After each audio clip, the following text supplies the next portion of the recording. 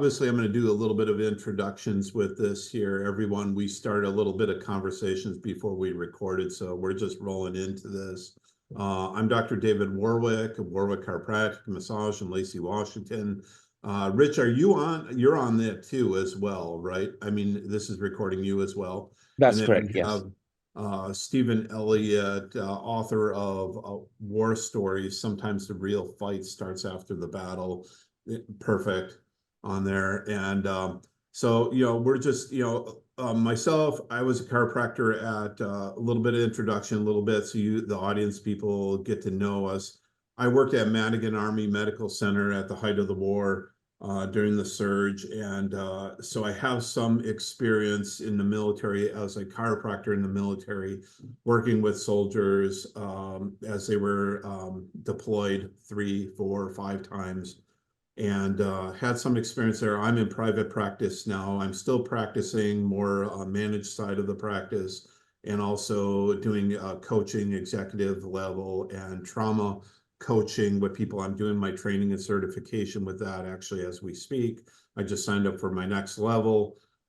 So when Rich brought this back up to me, I was already thinking about, where's Steven? I wonder how he's doing. So it was like perfect timing when you reached out to me, because as well, and I don't know how long it's been, Steven, since we had this one interview, but I know it's been some time. Yep. There's been a lot of time that transpired over the last 3, 4 years, Yep. and it seemed the world stopped, but we're going to move forward, and that's life. So anyways, I shared that story, but before we do that, I want to also like set the stage and the platform with the kindest and heartfelt respect to the Tillman family.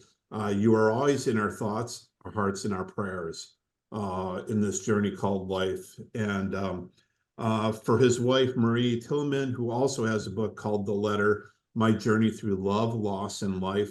I do want to give credit to that as well. I think it's the right thing to do. I think when looking at this interview and coming to this, I want to have do some explaining and having honor, respect, and integrity, especially heartfelt thoughts and our intentions of being here, and offering help to our service members, whether active duty or retired. And yes, we did say Memorial Day, and I just don't want to take one day. Every day should be Memorial Day in our hearts and our minds, and not just forget about the people that have served our country. For our active duty personnel, our veterans, and really any human being living in this journey called life, and that they may and know there is hope. And that is our purpose in coming here together, at least mine, in doing that. And it's not about me, it's not about you coming into the practice, but to know that you have options out there. You're not alone, and we're here. And I think people are realizing that your experiences, and also the one important thing, I'm sorry, I forgot to mention, not just for active duty personnel and veterans, but also the spouses of our military, or people that are holding down the fort at home. They tend to get missed in this as well. So I want to make sure the people that have supported them as well. So I want to move forward with this with heartfelt questions and conversations with Stephen Elliott. Thank you for letting me set the stage with that. And Stephen, if you can kind of share your story. I know on the title of the book here, it says the story of struggle, pain, and loss, and a story of the tragic death of NFL player turned Army Ranger Pat Tillman, the shooting aftermath, and the guilt, the shame, the addiction, and how you went from one moment in time fighting for your country to then fighting for your soul. Maybe just do a quick recap of that, where we had that interview, or anything that you want to share from the book, and then bring us forward to date where you are and what's happening in your life today from the time you developed that book. So just a quick recap of what you think, or whatever time you want to use, and just bring people up to date with that, and then moving forward from the time of the book. So I'm going to turn it over to Stephen Elliott. For sure. Thanks, Dave. And thanks so much for yeah, having the conversation, and it was a pleasant surprise to connect here a couple of weeks ago. So that was Yeah. really good. We spent an Uh, hour on the phone, I think. yeah, we did. It was so great. I was so surprised to see your name on the pleasantly surprised to see your name pop up, and so yeah, that's a lot of fun. So yeah, I mean, real quick, kind of the very short backstory. I grew up in the Midwest in Kansas, and an important part of the story for me was my relationship with my grandfather. I didn't really have a dad in my life. He was the closest thing to a father that I had. Wonderful man, and he himself was a veteran of World War II. So he had served in Italy for a year and a half, and so a lot of my views around a potential path in life were formed through that relationship. I didn't have, as I grew older, I didn't have any serious designs on the military until 9/11. And 9/11, I was a junior in college and business school, and that sort of was a demarcation point for me, as it was for many people in terms of thinking about what the future might hold. And so essentially, I elected to enlist. And so a few weeks after I finished my bachelor's in business, I was starting the journey of becoming an Army Ranger at Fort Benning, Georgia, and that was back in 2003. And that journey continued, took me to Second Ranger Battalion at Fort Lewis, Washington, and took me to the same platoon where Pat and Kevin Tillman were serving. And so a platoon, an Army platoon, is about 35 individuals, and I worked very closely with Pat's brother Kevin. We were in the same squad together, so about nine guys. So we worked together every day, and I got to see Pat most days, a lot of days, and just very much enjoyed, as everybody did, working with those guys. They were understated. They showed up, they did their work, they cared about people, and they were just good at their job, and they were a pleasure to work with. And then kind of fast forward to April of 2004, when we were all deployed to the Afghan-Pakistan border as part of a troop surge in the spring. It was a strange time in the war, um, in part because, in hindsight, we were in this sort of in-between phase in Afghanistan, where the initial what could have been done in terms of destroying and mitigating the Taliban had been done. The Taliban, for all intents and purposes, Al Qaeda in Afghanistan, had been basically destroyed or driven out to Pakistan. And so it was sort of this in-between phase of what are we still kind of doing here? Are we trying to build a nation? Are we not? Are we still looking for bad guys? Are we not? Our mission that we were briefed on before we left was to, kill or capture Osama bin Laden, which in hindsight was going to be very difficult because we weren't allowed to go into Pakistan, and that's where he was. But in any case, we were basically looking for a fight. And on April 22nd, 2004, we found one. And our platoon was split to accomplish two separate objectives. Our part of the platoon was ambushed in a canyon, and as we fought our way out of that ambush, we unwittingly, mistakenly fired on what we thought were enemy positions in the hills, but were actually the other platoon, the other half of the platoon that included Pat, that had left their vehicles and tried to gain elevation to help support us. It was dark. We had no comms between the elements. There was a lot of decisions that were made prior to that made the risk of a bad outcome much higher. And certainly that bad outcome occurred. And so there were, when the smoke cleared, there were two dead and two wounded. That included Pat. All of that as a result of friendly fire, which we didn't know that night, but the following day we knew exactly what had transpired, and the mistakes that had happened that kind of led up to that. And so my role in that is I was an M240 Bravo machine gunner within that Ranger platoon, and I'm one of two individuals. There was four individuals total who fired on what was a friendly squad. We didn't know that at the time. We thought it was bad guys, but four of us fired there, and then two of us are likely responsible for firing the rounds that ultimately killed Pat.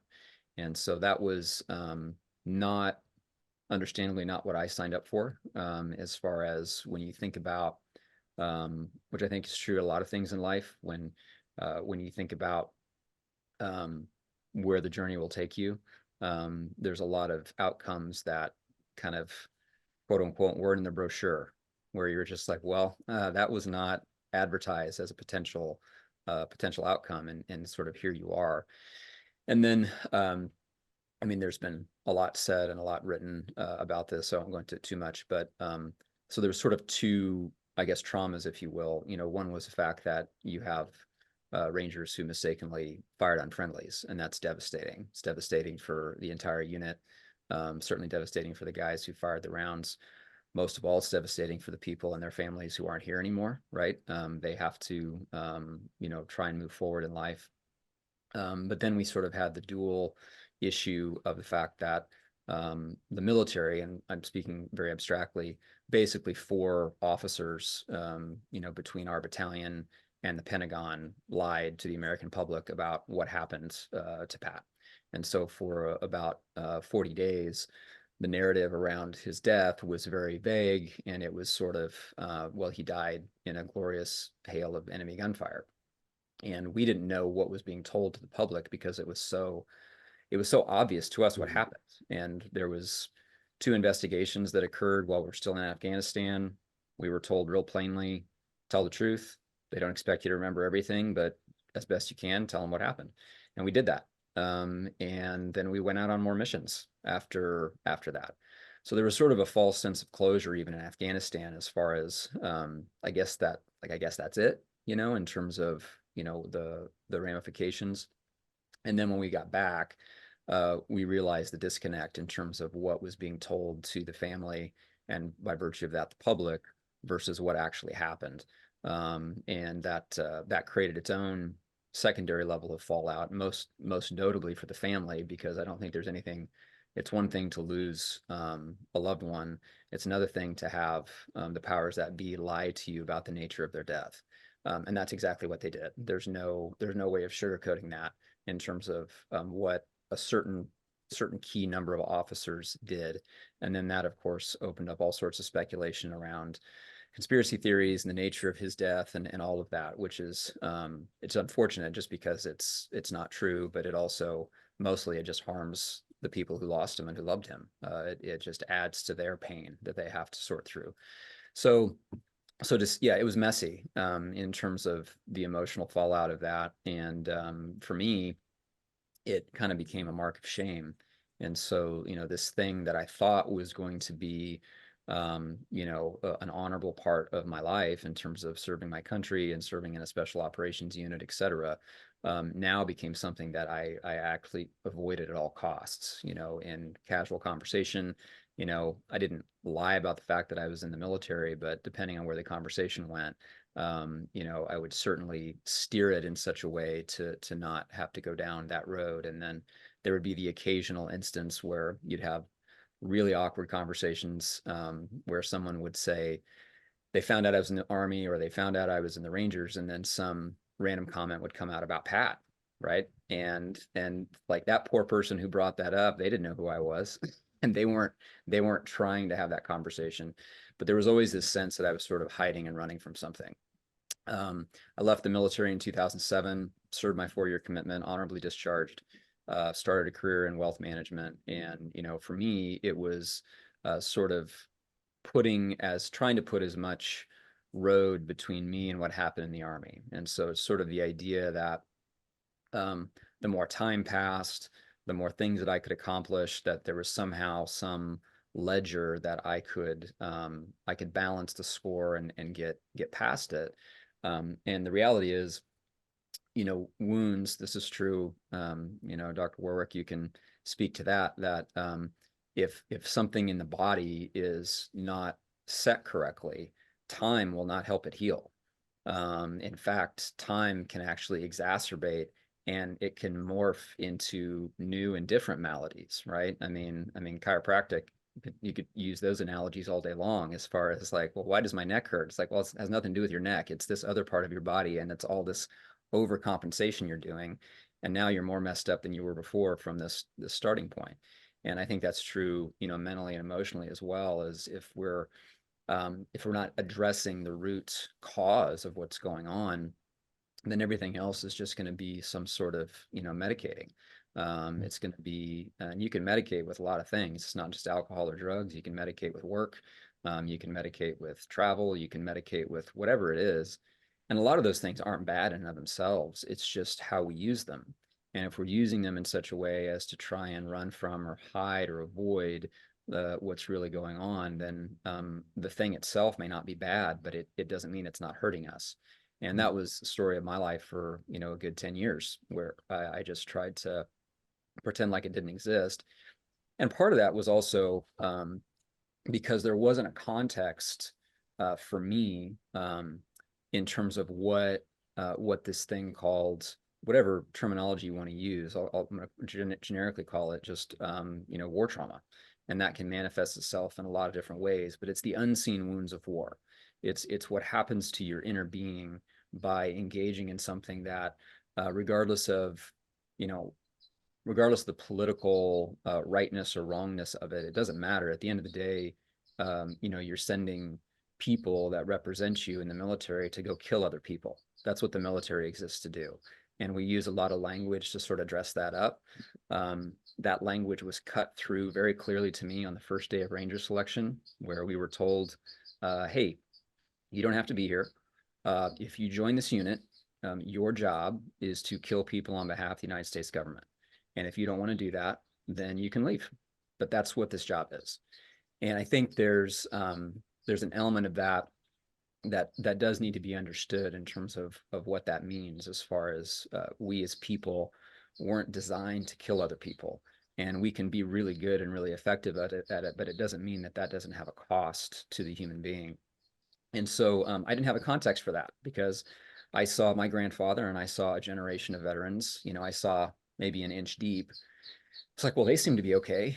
And, they were in Europe for a year and a half. I was in Afghanistan for 6 weeks. What do I have to cry about? And so there's a lot of, there was never the conception I had essentially was that somebody who was dealing with PTS or shell shock, or, whatever these kind of terms are, they're the weak ones.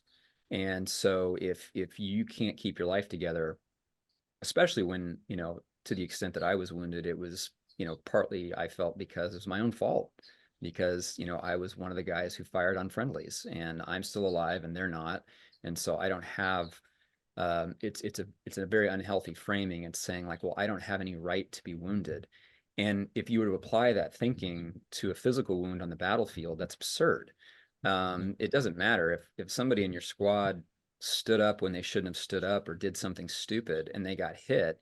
You wouldn't sit there and lecture them about the rightness or wrongness of what they did or didn't do. You would treat them like without question. And there's a whole chain of treatment from the battlefield all the way back to the States to make sure that person, is taken care of. And so, so for me, it's been a journey, of number one, just on a micro level, my own, just personal life, just being able to tell the story and recognize the fact that whenever you think that your story is so broken and so unique, and that the dark stuff in your soul is just, no one would understand it, no one could ever, it's like, you're not that original. I'm not that original, right? The stuff that I'm dealing with, maybe not everyone would understand it exactly, but there are people who do. And there are people who have kind of walked similar roads. And when you start in the right way, in the right context to share those stories, then all of a sudden light gets kind of shined on the darkness. And you can realize this thing that maybe felt this big in your mind it's actually this big. It's still there, but it's not this existential threat that you felt was sort of haunting you. And so that's definitely been part of, my journey over the last, 10 years, last 20 years, I guess I should say. And then most recently, so kind of bringing it from when we spoke last to the present, and then I'll stop if you guys have any questions. But probably the biggest thing that's happened for me, just my own journey, is just learning about this thing that is combat stress, and learning about these modalities, and really modalities of treatment, but also this question of like, like right now, on average, depending on statistics, there's conservatively at least 20 veterans a day that take their life. That number doubles to over 40 if you include drug overdoses, which the VA does not include that in their statistics. And so the death toll just from suicide is staggering. If you want to take that, times 365 times 20 years, we've lost a lot more people after they came home than we did in Iraq or Afghanistan. And that's just the tip of the iceberg, because you've got the people who are, taking their life, which is tragic, but then you have all the people that are basically dying slowly. They're getting DUIs. They're in front of a judge for domestic violence. They're not able to hold down a steady job.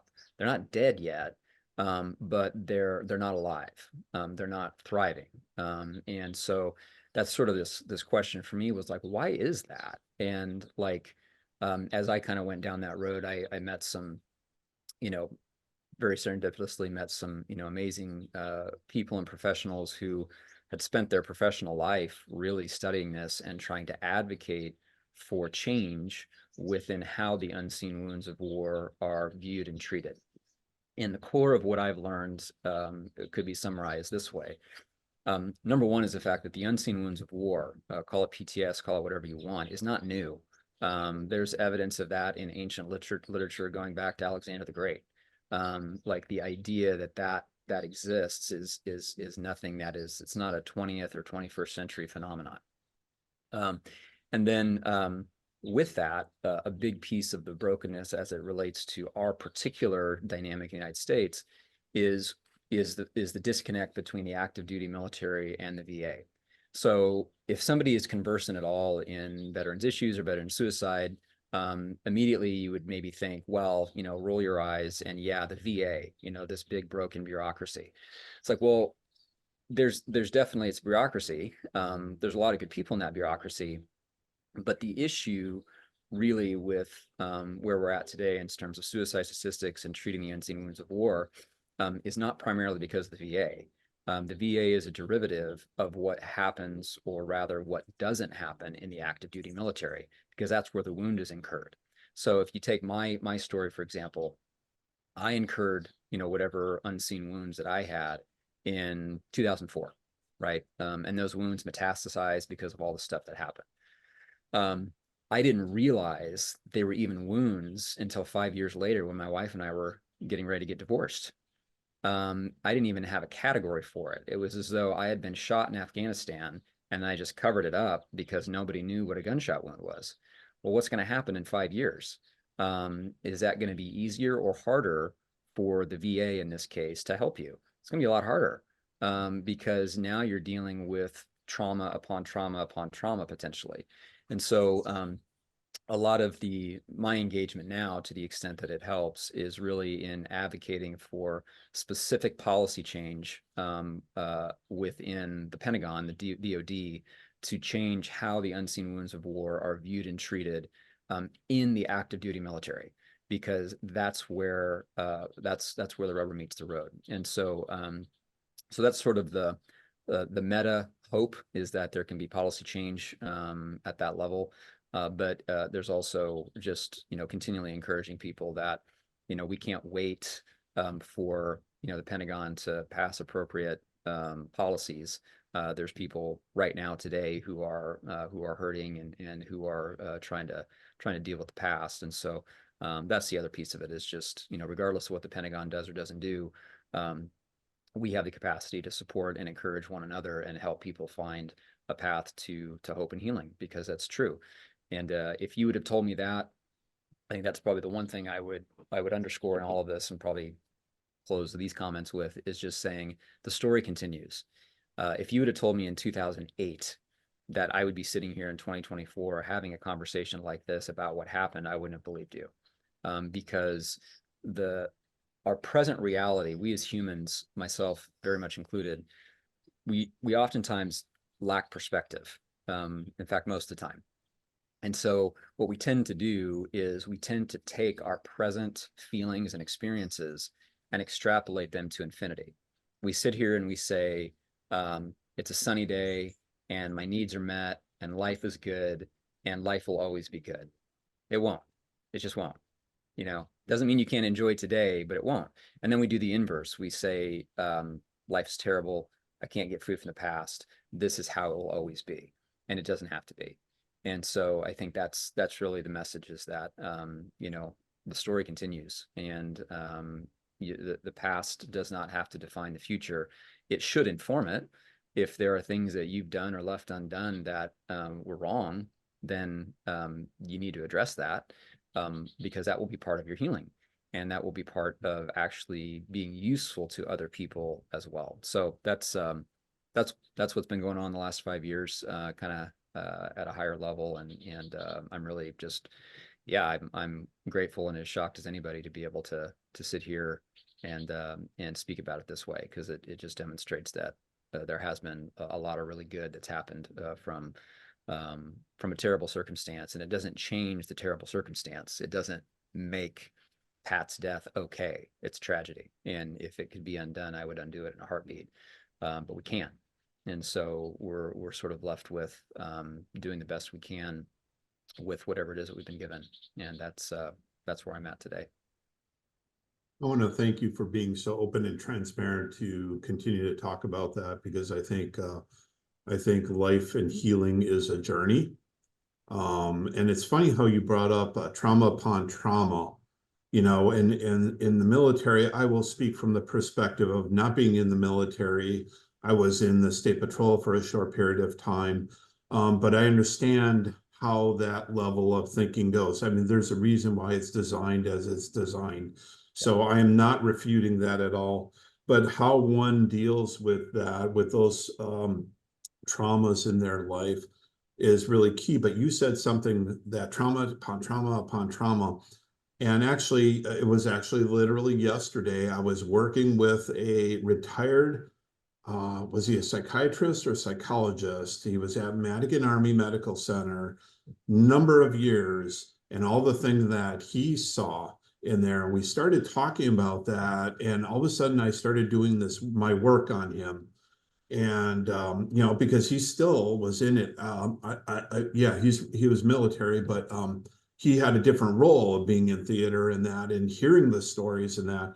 And I said, the work that I do, here's how I explain it to people, and how it offers healing to people through chiropractic or massage that's accessible to veterans, or mental health, or in the mental health capacity, social work. They do a technique called EMDR, where it reprograms, not reprograms, but communicates to the brain, because we are emotional beings, whether you want to acknowledge that or not. We are emotional beings, and we base our life on emotion, and we stuff it or we let it come out.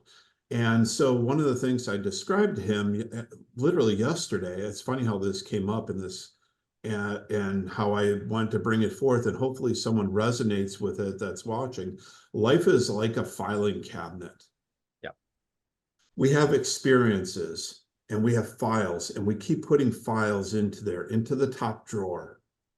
And eventually you put more files in, and that one experience goes back. We have to be able to shift some of those good and not so good down to the next drawer. Yeah. And more, and you create more out of there. You still acknowledge the files are in there, they become part of your life. Mm-hmm. And so this is a good analogy. What you want to have happen when you do and have access to work like chiropractic, all chiropractors or massage people, or whatever, these are services available to the military, and doing certain work that helps people move forward, is that hopefully certain number of those files end up down at the bottom drawer. None of us want to go down to the bottom drawer, in the back of the drawer, to pull out the file. And that file further down in the bottom drawer has less of a charge, or less of a feeling as time goes on, and that you can fill it with other things. And so when you see and work with providers that are out there, the good people, they help to, and breath workers that are out there that do breath facilitation for, call it PTSD or any kind of trauma in your life, can help to breathe and work through that so you can heal. And I think your lives will be a continuous healing. And as you make this journey in life.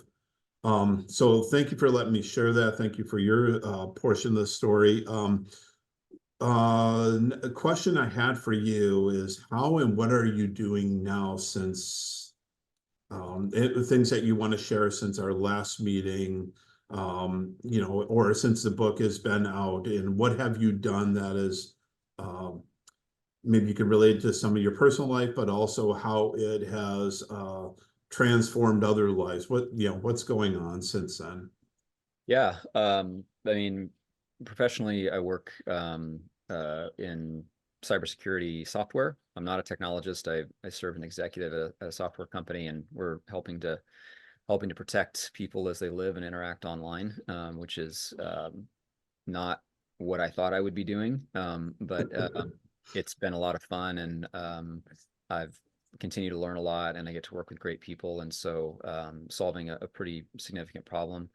And then I do a little bit of work in the media space. Myself and my partner, we have a company called Nations Media. And so we've made documentary films and written articles and journals, and just really facilitating the work of other artists and storytellers to really help tell stories of people that are going and bringing hope into hopeless places. And so that's something that, if you're interested, all the content that we've produced is online for free at nations.co. So you can watch, read, listen to anything that's there. That's a part of my life that I look forward to expanding in the future. But turns out media, it's really hard to make money. And so there's maybe some steps involved for me before I get to play in that space more. But I feel really, through no wisdom of my own, like when I look at who I get to work with every day, it's just really a gift. And so that's kind of professionally what I spend my time doing. As it relates to kind of the veteran stuff, there was of course, you write a book and there's a flurry of some flurry of media attention and what have you. And that died away, as it should. And the follow-on from that has been really interesting. There was a filmmaker who came to myself and to a couple of the other doctors who I had met, that were really sort of leading the charge of the evidence-based, like, these are the policies that need to change and why. And so we were interviewed, I think maybe 5 years ago. Great experience. Independent filmmakers, didn't really think anything of it. It was just like, great, hope you get your movie made. And turns out that film was released on, I think, virtually all, I want to say around 90% of PBS affiliates this last Veterans Day. And that film is called Stranger at Home. And I think it can be viewed, if you're interested in watching it, I think if you go to your local online PBS affiliate, you can probably find it. I'm not entirely sure where they're at with distribution and all that. But for me, that the filmmaker did a really wonderful job of telling the bigger story of what's happening and how it could be changed. And they're right now contemplating sort of the next film, which is much more about, Stranger at Home is much more about identifying the problem. It's about putting language and pictures to this is the issue. And they're working on their next project, which will be much more about the solution. And the solution is kind of much more cast, like a lot of things in life. The stuff that really works is not new. We just have to rediscover it. And sometimes that's hard on our pride, but that's generally true. And there's an amazing film made by John Huston, 1945, called Let There Be Light. And that film was on Netflix for a while. You can probably find it on YouTube.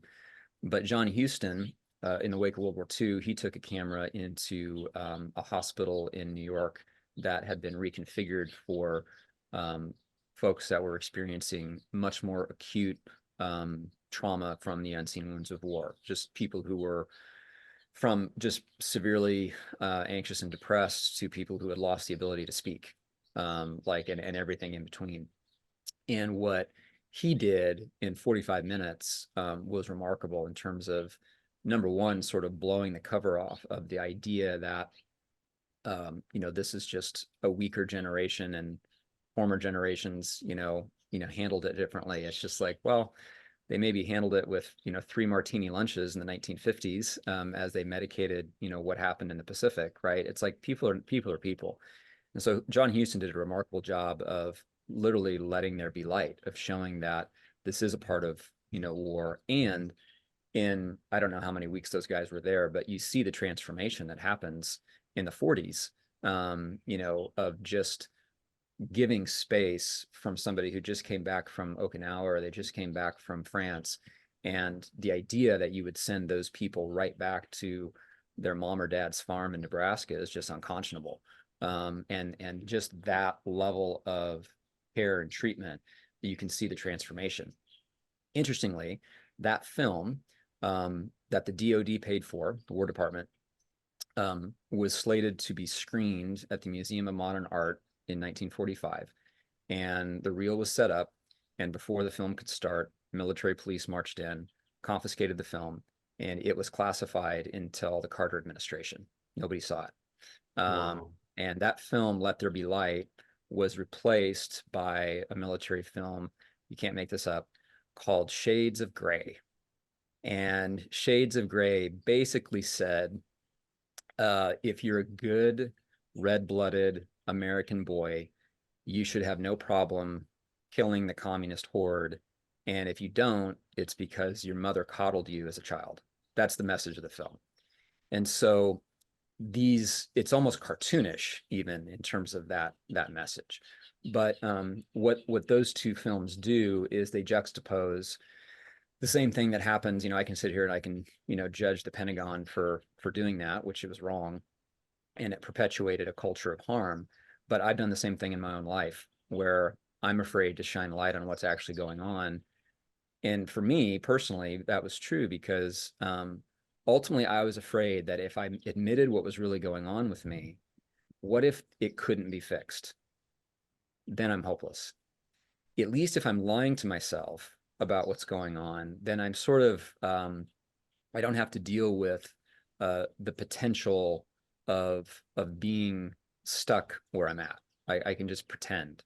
And I think that same attitude is true at a large level in our military, where they're afraid. There's fear that if we talk about our feelings, that all of a sudden, we're not going to be an effective military.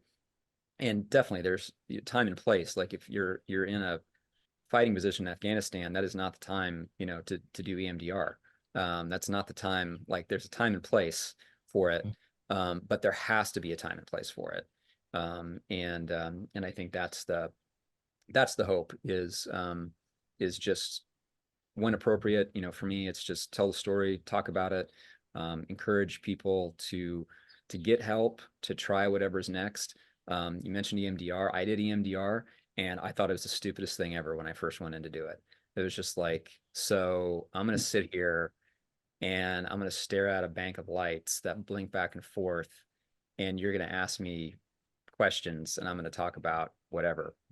It's like, okay, might as well, why not? There's worse things I could do with an hour, I suppose. And it really helped, and I think that's the thing is we all have to sometimes just suspend our own disbelief a little bit and just be willing to try the next thing, and maybe be willing to understand that we as human beings are really incredibly complex in terms of how our mind, our body, our heart, our soul is all kind of woven together. And I'm not smart enough rationally, and I certainly don't have enough medical training to understand how all of these things feed off each other. And so maybe there are people who, no one understands at all, but maybe there is somebody, a talk therapist, maybe there is, an AA meeting, maybe there is an EMDR practitioner, maybe there is a chiropractor, whatever it is, there isn't a silver bullet waiting for you. But there's probably a web and ecosystem of people that care, that can maybe help relieve some pressure in one part that can then make it easier to take the next step and then all of a sudden you find yourself in a positive feedback loop and not a negative feedback loop. And that's definitely possible. So that's my hope. I agree too. You know, I'm in the natural healing arts, and having that in the military, it's like putting a round peg in a square hole. It doesn't fit one's box-like thinking. Yeah. Lord forbid if you step out of the box. Yeah. But here's what I can tell you from being in the natural healing arts, EMDR, you create neuroplasticity in the brain, and it's bit different connections. Chiropractic does the same thing. Many of the different techniques, breath work facilitators do the same thing. And you tap into portions of the body, the mind that are stored emotions or connections, and help the person move through them. And you make new synapses or connections with that allows for healing. So whether it's light or using breath work, and I'm going to say this across the board for all healers that do that work out there for you, if it seems weird to you, it's probably going to work. And what you have to do is probably go into it like watching a bar go back and forth, or having someone work with your breath and where it feels stuck, you know, and breathing through that, or a chiropractor that can feel different areas or zones of the body, and basically like a fuse panel in your house, flick on switches that allow energy to flow again. And that's what they do. They move energy to allow a person to heal. And it's logically doesn't make sense, but subconsciously, all of a sudden you see things changing. And that change is when you're doing these things, whatever the modality, breath worker, breath work facilitator, chiropractor, when they make 2 degrees of change, the trajectory is so big, even from the onset, or like a pebble in the pond, and it ripples out, and all of a sudden you go, you know what? All of a sudden I went to the chiropractor and I have like an attitude change. And so you see the world in a little different of a light. Yeah, so we do attitude changes or adjustments in the office. But I mean, it's not maybe like Stephen was saying, one therapy. It's when you do accumulation of them in a multifaceted approach, and all of a sudden one works a little bit better, or one is the next stepping stone to the next. And all of a sudden your life and what you manifest inside you, and what we see in our world is that when a person has experiences like this, it starts the process of dis-ease, lack of help. And, you know, emotions turn it, you know, what we see it is it creates your, I'm going to be really careful of this, but this is the best way I can say this. It creates your death process sometimes through your emotions. Your emotions and your thoughts can affect your health, is what I'm trying to say. Yeah. So that's probably a simpler way to say that. I just had to think it out loud. But Stephen, you're doing really good at what I'd say is sharing in that. I had these questions and I'm going, well, should I ask that one or not? Because yeah, I'm going to rattle off 3 of them here, and you can tell me which one you want, because you're doing a really good job covering it and moving through. I was going to ask you what your goal of being here was. I was going to ask you, tell us about the book and how that's provided purpose in your life then and now. That was a good one, I thought. And how do you see yourself moving forward? You know, Yeah. so pick any one of those, you know, to answer. Is there one that kind of sticks out? Well, yeah, I mean, I think you get all 3, like really just, you know, you obviously care just a great deal about people, and you have, you know, an affinity for those that have served and the families that have served with them. And so, you know, for me, just being here is just, you know, to support that effort, you know, with your audience, whoever that may be. And as we've talked, you know, you're very clear about the fact that I really don't, this isn't about, you know, driving traffic for your business as much as it is just Nope. using you have a perspective as a healer, and you also have a perspective into the cultural realities of the military, having been adjacent to it. Just living in Lacey, Washington, you're surrounded by people who are or who have been in the military. And so so yeah, it's just a really great, it's a joy to be able to support that conversation. The book it was a very surprising journey. I didn't intend to do that. What I found in writing it was that I really enjoyed it. I really enjoyed the process of writing. I really enjoyed In this case, it was not writing a story, it was writing a story down. It was events and a story that had already occurred. And so your job is, and you can't sit there, you know, and give a transcript of every conversation that happened. That would be unreadable. And so it's sort of the process of translation. How do you take things that really happened and put them in a particular form that is, it contains the true essence of what happened. And I really enjoyed that. It was, I definitely learned through the process, like it was worth it. Like just in terms of understanding your own basic motivations and why you did what you did and what you can learn from that. I definitely learned a lot about myself in that process that I think has helped me be better for others, you know, in the future. So that was a really it was hard, but it was a life, you know, giving experience. And you know, going forward, um, you know, a lot of my yeah, my hope. I mean, I have a big passion for the power of story, and that's something that, you know, we're all moved or moving by some set of stories and narratives. And generally speaking, the narratives that are the most powerful are the ones that we don't even know are at work. They're embedded so deep in the OS that we don't know that they're there. So like for me, for instance, when somebody asked me like, well, why did you join the military? You know, I would say things like 9/11, you know, duh, 9/11. But even when I would say that, it's just like, it's not that that's inaccurate, but that's not the core reason. Like, Mhm. why did I do that?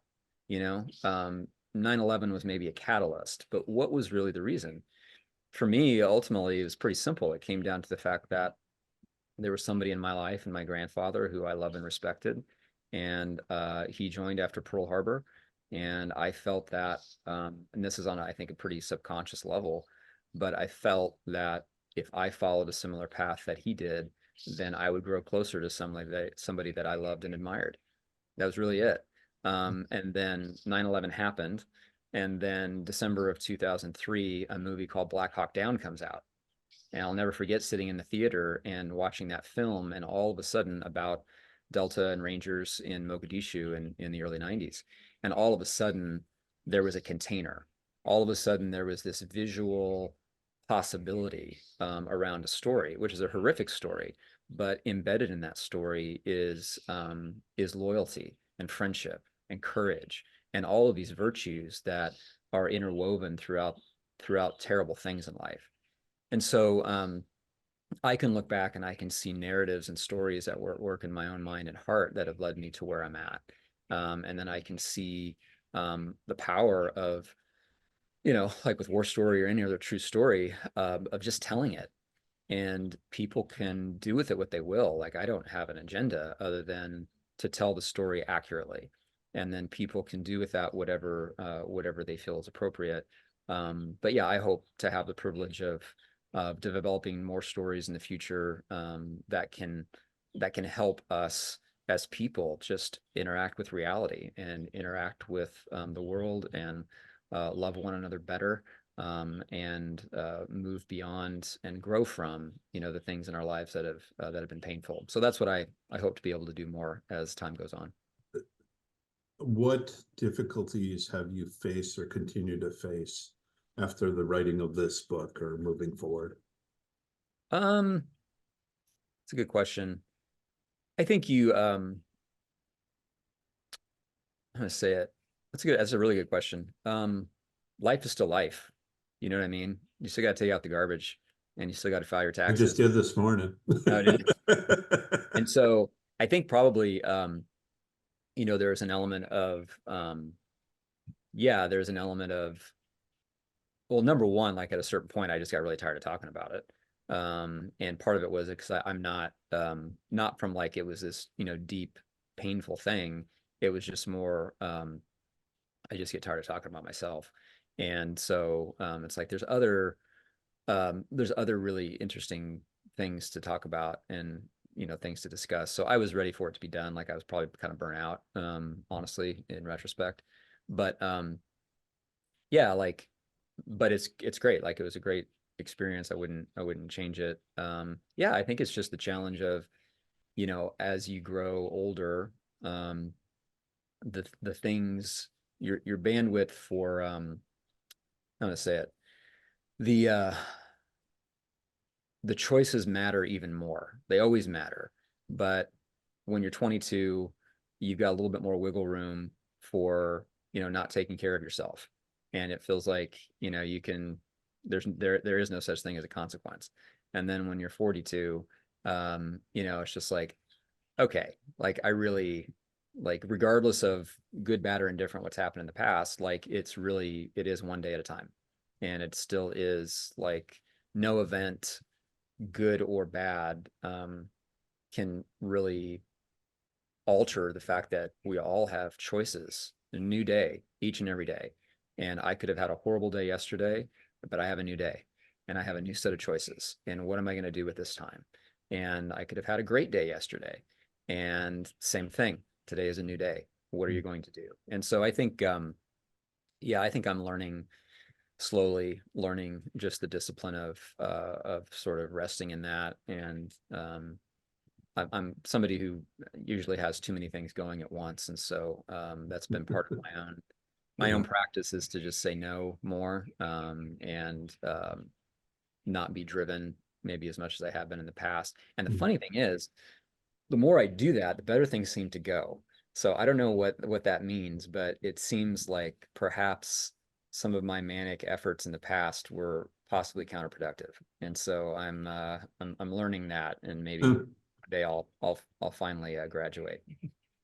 Yeah, that's a lesson I had to learn too. And somehow taking time to smell the flowers or watch the birds, believe it or not, is a really good and healthy thing. And I think hopefully time teaches you that. This is a good segue into asking the next question. Where do you see yourself moving forward in the next year? And then maybe 3 years from now, where do you see yourself when you look out into the future? Yeah, I mean, I hope, yeah, just doing the work that I'm doing, which would be great. Hopefully, uh, making more films. Would love to be able to do, more in that world, both documentary and feature films. And yeah, that's what I hope. But I think that's professionally. I think, personally, um, I hope I'm a more mature person. I hope I'm uh, more patient, and I hope I'm more kind, and I hope I'm better for, the people around me. And so if that's true in the coming years, then regardless of what happens elsewhere, I think that will be a success. I think I'll bring it to a close with two smaller, easy questions. First one, uh, I had them both in my mind, and hopefully I didn't forget them. But what would you like to share with others as we start to bring this to a close? Imparting words, wisdom, and yeah, what would you like to share? I would just say, you're not what you've done.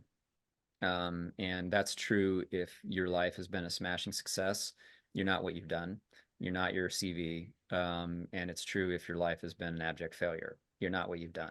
And that's a really sneaky sort of lie that can kind of creep up on us, because it was for me anyway, because I was a high achiever, like nothing to be ashamed of, all those sorts of things going into the military. So what happened to me unwittingly was I became identified with what I did. And so I was my GPA, I was these things, and that was my value to the world. And that's problematic, because once you bite on that, then when you fail, then the same is also true. If you are your successes, then you are also your failures. And I think, it doesn't mean that you're not responsible. It doesn't mean that maybe you don't have amends to make. It just means that there is a distinct difference between your actions and your identity. And I think a lot of growing and maturing as a person is sort of learning how to hold those two things separate. Um, so I would say number one, that I would say number two, the story continues, is that your life is continuing to be written. And strangely, oftentimes the things that have been the darkest and most challenging, it's just like good dark soil. there's good things that can grow there. And it may not happen in a day, a month, or a year, but there is always hope. And specifically within the veteran community, first responder community, and their families, just get connected. Connect. If it's with your old buddies from the unit, connect with them. If it's with some Korean vet at the American Legion, drinking a Coors Light, connect with them. Like get in some sort of community and get out of your own head, because nothing good happens in isolation and protracted isolation. And so whatever that looks like, do it. And then, yeah, as far as, modalities and things that are available to you, to underscore what you said, Dave, is be willing to suspend disbelief and be willing to sort of swallow your pride and just try some things, and recognize that maybe things can be different and better. And that won't happen by doing the same things you've always been doing. You'll get the same result. And so if you are going to get a different result in life, then it probably means you're going to have to try some different things. And that can be frustrating. It's not always a smooth sailing, but it's worth it. Okay, thank you. Now, this question you may be able to answer now, and it may stick in your mind for a while as you ponder it. And as we bring this to a close, first, I want to thank you for taking your time to share that, and that we impact others out there. That referrals, you can go to your VA medical center and get referrals for that, for services that we had mentioned before. They are there for you, and there are good healers and people out there to assist you in this journey. But my last question for you is, how can I/we help you moving forward after this interview comes to a close? What can I do for you or be of service to you? Yeah, well, you can go to the website strangerathome.org. There is a petition there to the President of the United States that outlines 19 different points of specific policy change that, if enacted, would dramatically shift the way that the unseen wounds of war are viewed and treated. Some of them, I won't go into them in detail, but they're all evidence-based. Most, in fact, virtually all of the evidence for the changes comes from studies the DoD has paid for, and then promptly ignored the results. So this isn't some third-party political whistleblower that's coming in. It's like professionals have looked at the results of the studies that the DoD has paid for, identified the deficiencies that generally the DoD has identified, and said, well, what if we fix those? What would happen? Like, what if we did that? That could be interesting. And so that would be a very simple, practical thing to do. There will be more, hopefully more to come. The filmmaker of that film is going to be actually at the Harvard Kennedy School of Government next week as part of a symposium, and there's some other policymakers that are there. So yeah, I think that would be helpful. Yeah, and I think just being just engage with your community, be a good neighbor, and help people out, and be willing, that moment of when you have that conversation with somebody, maybe be willing to share a little bit of your story that could help them, because chances are it might feel a little scary, and that's okay. But chances are that's generally where change happens. That's where relationship happens. That's where healing happens, is taking that risk. So I would encourage you to, in the relationships in your own life, take that risk. Be maybe a little bit more vulnerable, and I think you might be really surprised to see the new life that can happen as a result. And Stephen, do you feel like you're pretty complete and communicated what you wanted to share? Yeah, definitely. More than I hope. So thanks for the opportunity. Yeah, I thank you for that, and being so open and communicative on everything. And I don't want to I wanted to be really sensitive to your experiences, and hopefully the questions didn't stir much in you. They were really wanting to get how people can move forward in life, you know, and sharing some of that. So I hope you're good with that. And I was definitely serious about that of how can I or we serve you? And then you give us the link of the strangers at home. But aside from that, I think you know what I mean. I do. Yeah. I appreciate that. So anyways, guys, I want to thank you. Thanks, Rich, for doing that. You know, I want to get your book out there. I want people to have an awareness. I don't even care where they go. I want them to go somewhere. And like I had said way at the beginning, offers them hope. And maybe just one little thing that we said evokes something in someone somewhere. Yeah. You know, because when I was at Madigan, you know, I saw it too. All of a sudden a soldier was there, and they put them on so many numerous medications to numb them, numb their feelings, numb their pain. And I think in the gist of this, in a simple, you know, when I was there serving, I just was human to human. I was just being human with them. Yeah. You know, with the individual and what they were experiencing.